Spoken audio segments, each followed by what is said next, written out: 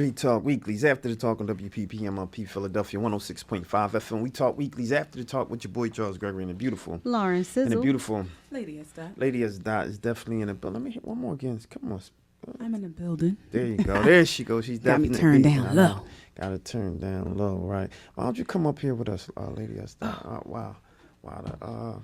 We can prepare for our next interview that I can't wait to talk to this young lady.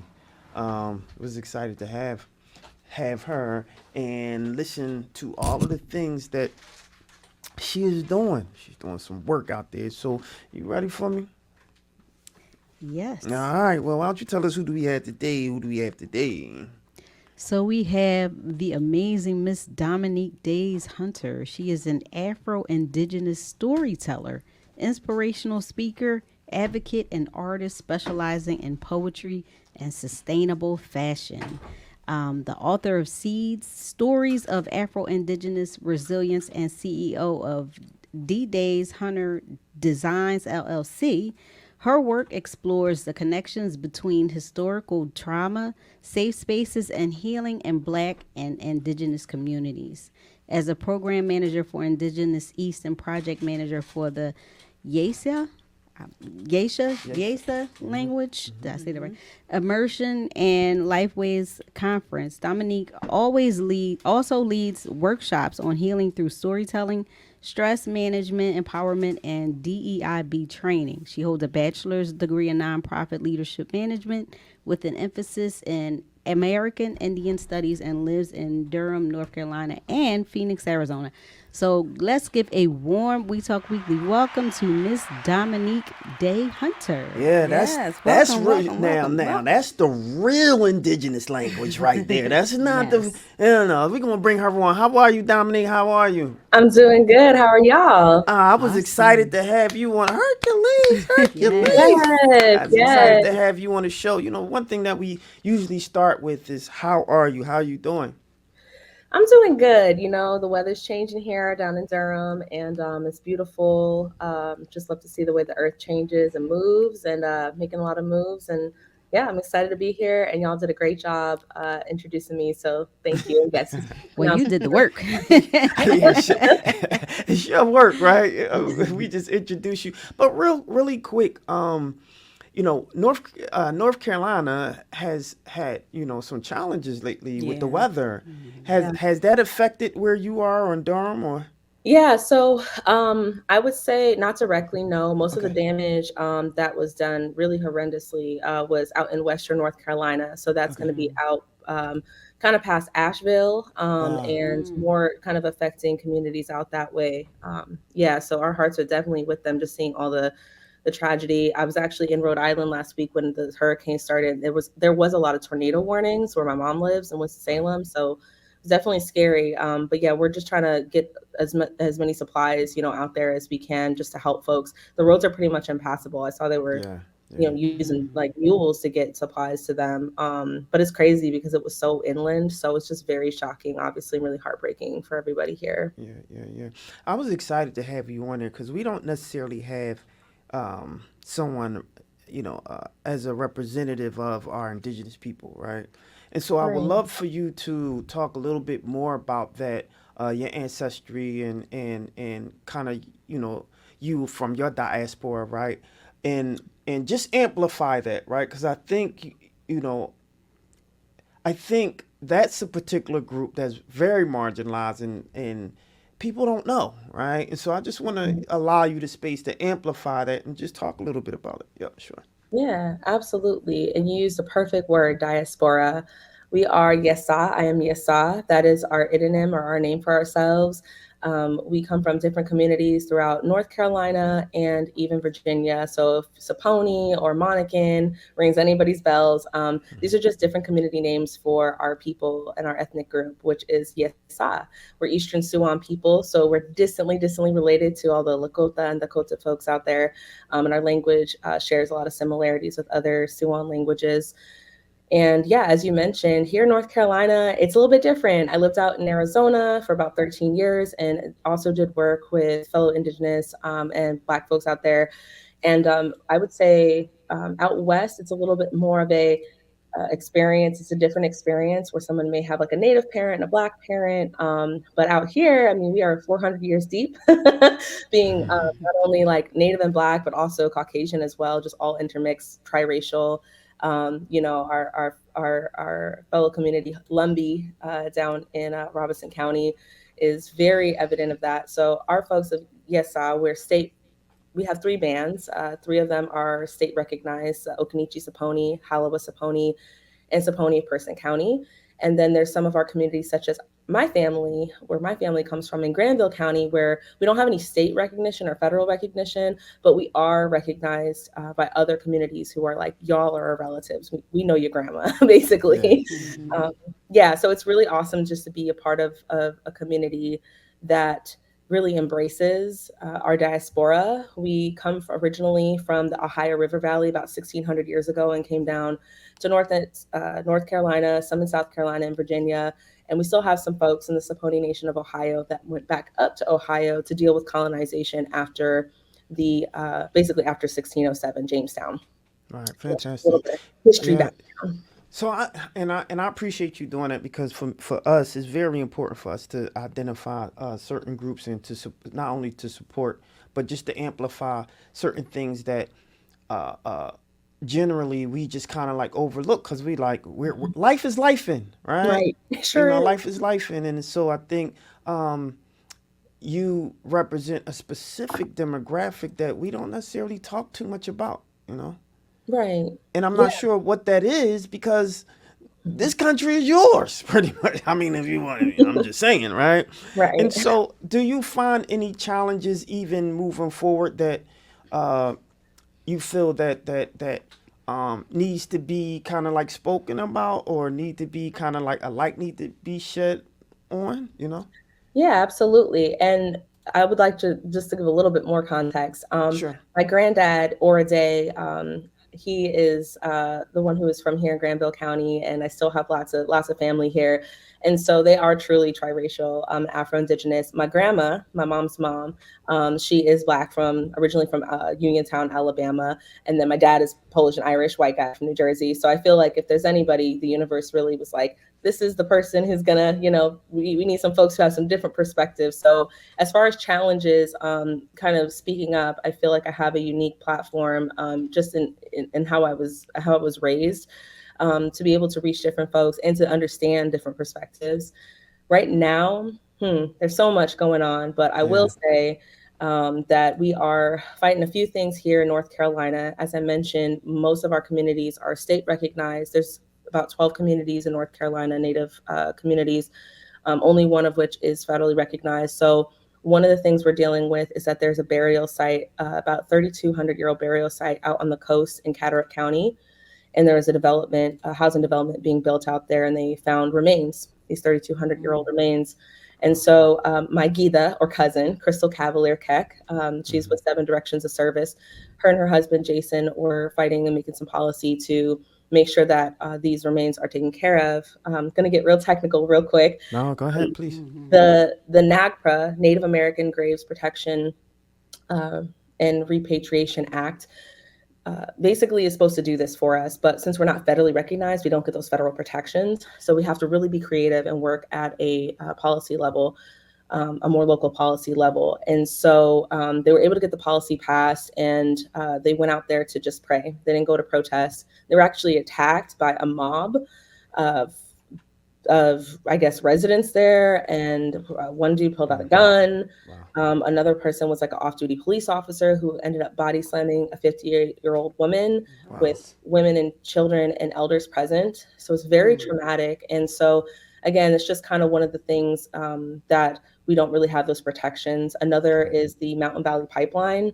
It's just really, aside from just not being renewable energy, all that, it's just long story short, look into it. Sure.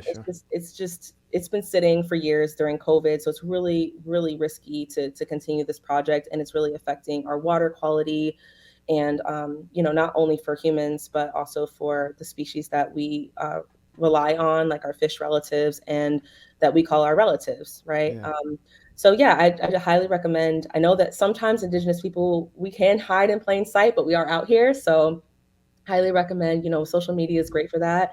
Get plugged in, and there's so many important issues. I could go on for hours, but Absolutely, absolutely. Well, I hope this offered some sense of enlightenment for someone who will be watching. So I appreciate that, and thanks for sharing. Thanks for sharing. We love you over here in these streets, so it is what it is. We unapologetic about the community, so it is what it is, right? yes. So I want to and sorry for that, by the way. I just all right, No, hold thank this you. against you, not for Please say sure. I appreciate that. Absolutely, absolutely. So let's talk a little bit about uh, Afro-Indigenous storytelling, right?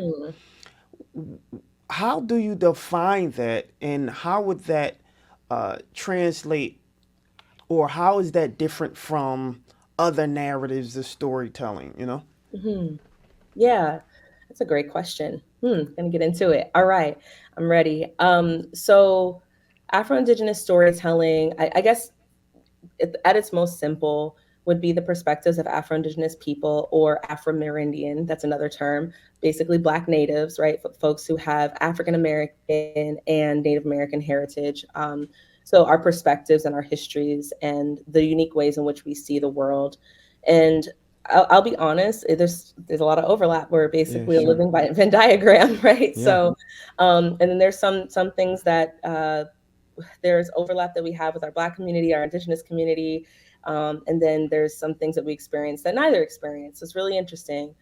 And so I feel like those intersections of our identity are really key to not only showing these unique perspectives, but also showing the gaps, right, in what it means to be Afro-Indigenous. And I kind of spoke a little bit earlier about that politically, but Yeah. even socially, I love to say that an Afro-Indigenous person isn't, especially a misconception can be, oh, you're Native, but you have dark skin, but it's kind of ignoring our like amazing, deep, beautiful Black African roots. Yes. And so Yeah. that's really what I bring into my storytelling is understanding the American Indigenous, right? American Turtle Island Indigenous, which there's like over 500 federally recognized tribes and 500 state tribes. So we're not a monolith, Yeah. but there are some common themes, right? Of just instead of seeing the world as linear, seeing it as more circular, Right. cyclical, and things like that.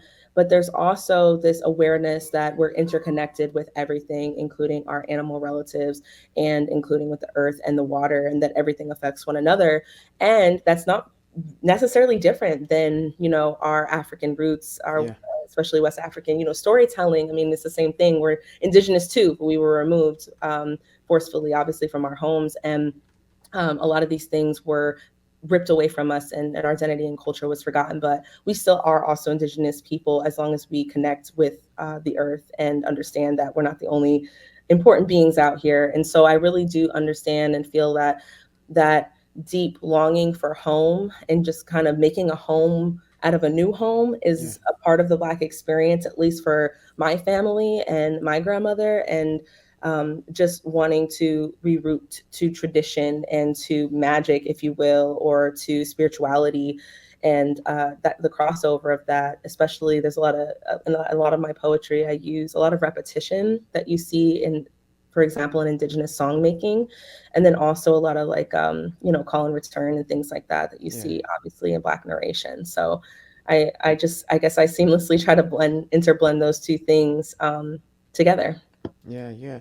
And I love to see how you're creating this intersection of two kind of like ideas, meshing them together to give light to them all, right? So I love that Mhm. idea, because I'm gonna put you on Front Street in a minute, because I want we gotta hear something, right? All And right. so, yeah, but I do want you to expand a little bit more, because I know there's people watching, and they're gonna they're curious about this idea of uh you know animals that we're around being relatives, right? And so I Mhm. want you to expand a little bit more about the connection to the human essence of who we are, and Mhm. what we know as the animals that Mhm. we may see, that type of thing. Can you expand a little bit more? Yeah, absolutely. So, what this really comes back to is creation story And different communities, different indigenous communities have their own creation stories.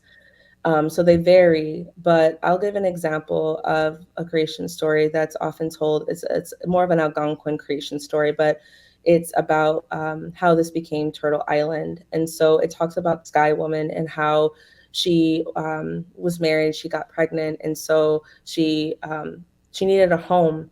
And so her father sent her down to the earth, but there was no earth, there was just water. And so all the animals kind of gathered together and they said, we need to make a home for her. She can't swim, right? She's a human. So as she's slowly falling down from the sky, right? And this is like where all the magic and the spirituality part comes into it. They start to kind of scramble and they need some mud, but it's way down, down, down, down deep in the water, deep in the ocean. So they ask one another, who can go, right? Who has the strongest lungs that can go and can grab this earth? So several different animals try to go and they all fail. Basically, either they come up gasping for air or they nearly drown. And Tayanska, which is muskrat, she's the one who made it out, but she gave her life. So she floats to the surface and she had drowned, but she had a little bit of mud in her hand. And so with that little bit of mud, they spread it on Wakisi, on Turtle's back, and slowly, slowly, slowly, things started growing on Turtle's back. The trees, the plants, the food that Sky Woman needed to live and to survive. And so it really is, I love just sharing a story to answer a question because it really shows not only historically in our creation, but even to this day, how our animal relatives sacrifice themselves. And that's why we are like here, I'm wearing these are Eop or bison teeth. So we don't waste anything. And we understand that everything that comes from the earth is alive or has been alive. So we give that honor and that respect because without our animal relatives, we believe that they came first and that they taught us things. They taught us what berries to eat and what were poisonous and what medicines to use and how to use fire like safely and things like that. So there's a lot of teaching and understanding, I think, if we just listen. And I think in this modern day and age that we can all become so swept up in just, life, like you said, life be life and heavily. So heavily. So really just kind of taking the time to have that inner reflection, but also understanding that we are really all connected. When species go extinct, when climate change is affecting, one area of the country or the other, if you just think about it, even in the human ecosystem, it affects the other part of the country and the other part of the state. So even so much more so with species, with plants, animals, with trees and things like that. So again, I mean, I do think that people have different worldviews, I mean, I was also raised, in with an acknowledgement to, more of like a biblical sense. So, there's different ways that people look at things, but I feel like whether you look at us as stewards that are put here to take care of Mother Earth and their animals, or however you look at it, that we're not alone here on this planet. If we were, we'd be in big trouble. That's right. That's right. Someone is amazing. Someone is amazing. And ironically, I was going to jump into, which I will at this time. I'll jump into the book. So I got the book. So thanks. I appreciate you. Absolutely. I got the book. Thank you. Thank you. Thank you.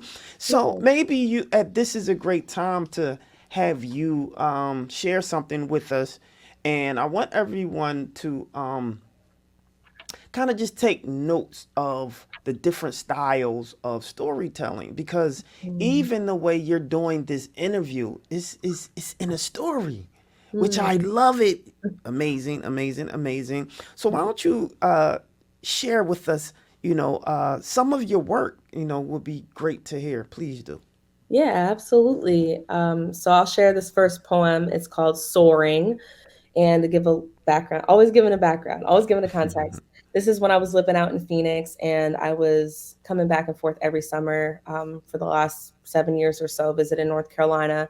And for those who get it, you get it. And if you don't get it yet, I hope you get it one day. But we all have this or multiple places on earth where you just feel like that's home, right? Even if you're not indigenous to that place, that's where your mom's lives. That's where your ancestors are buried. And so this is an experience I had flying back to North Carolina and talking about the earth and relations and being called back home. So this one is called Soaring. I soar toward the earth on the wings of twilight. Giho, daughter, she says, come back to us. I fly on metal wings, seeing green and ancient trees. Giho, daughter, they say, come back to us.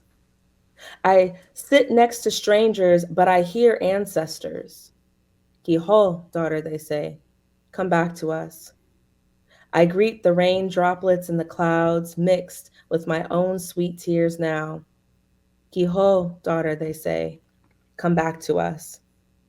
The moon rises on the east, always watching over me, beaming. Here comes our daughter, she says. I've brought her back to us. That's right. I love that. I love that.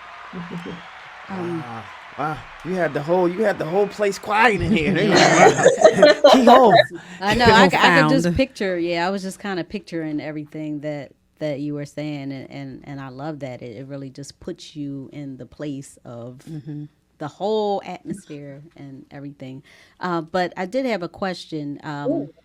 With this upcoming election, you know that reproductive rights are on the ballot, and that's important to so many different people who are going to be voting in this upcoming election. Can you talk a little bit about reproductive justice, because you highlight that in Seeds? So can you talk about your thoughts and the reproductive rights? Yeah, absolutely. I feel like talking about reproductive justice from a cultural lens only makes sense. It really gives it the context when you're talking about the policies that prevent us from having reproductive justice. And so that's this. I mean, the system isn't failing. The system is working the way it was designed to work. I'm just going to be honest, y'all. But we're trying to change that system, and so that's why it's just so important to be aware of not only the issues that affect yourself, especially even when it comes to reproductive issues, but being able to listen to other people, because again, what do they say? The shortest distance between two people is a story. So sometimes saying facts don't really touch people, right, or impact people, but sharing your story is really, really important. And, these policies that are threatening reproductive justice, yes, they impact ability for folks to have access to abortion care, but they're also impacting folks, which is very important. Let me just full stop right there, actually.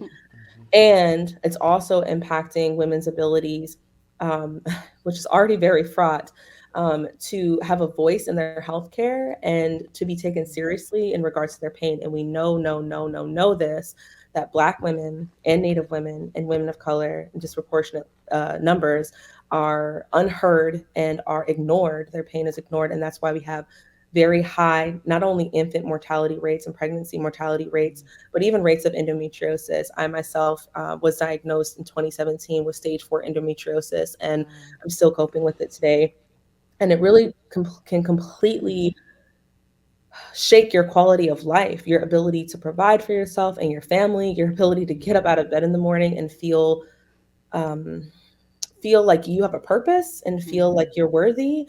It can really rock that. So when you're already going through something physical, and then you also have to go meet a healthcare system that wasn't designed to listen to you, wasn't designed to help you, because it didn't have you in mind, right?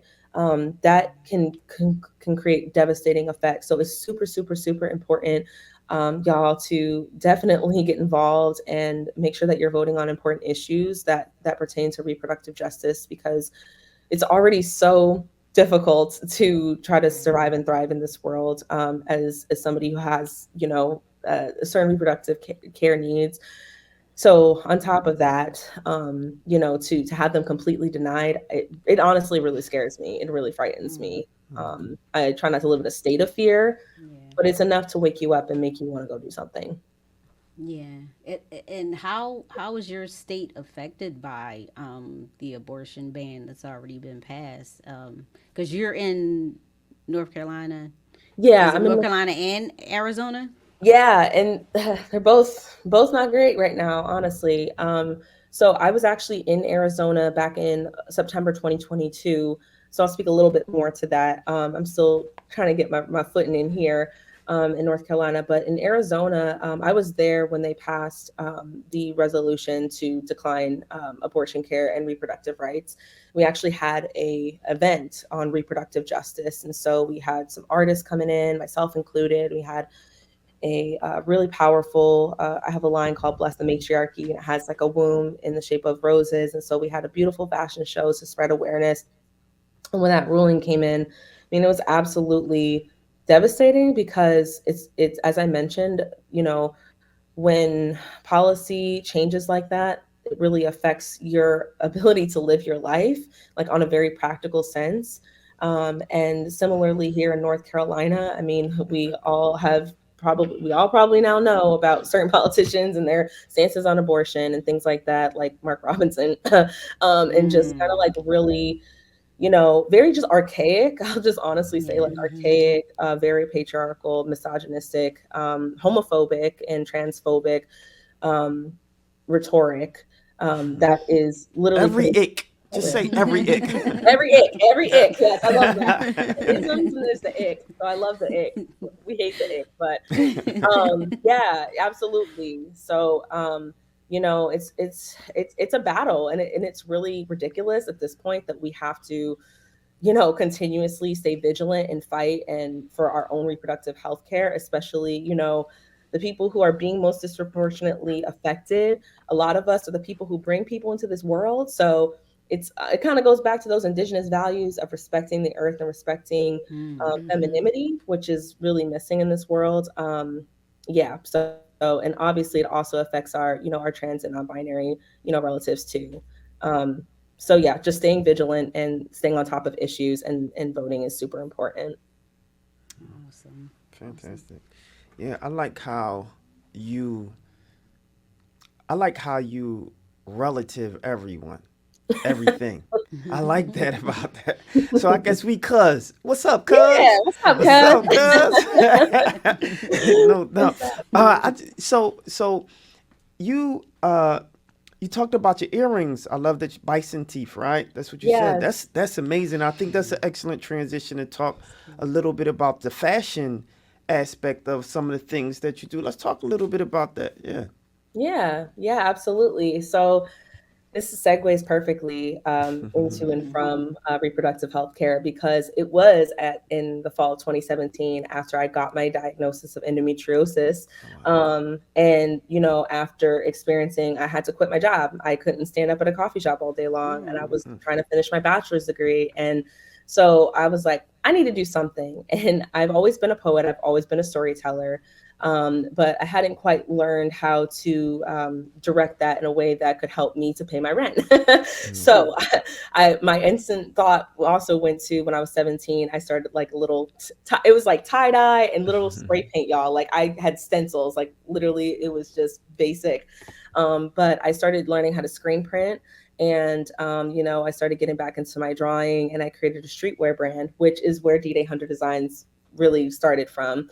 And so, yeah, from there, over the last 6 years or so, 7 years, I've really been able to branch into more couture streetwear as well.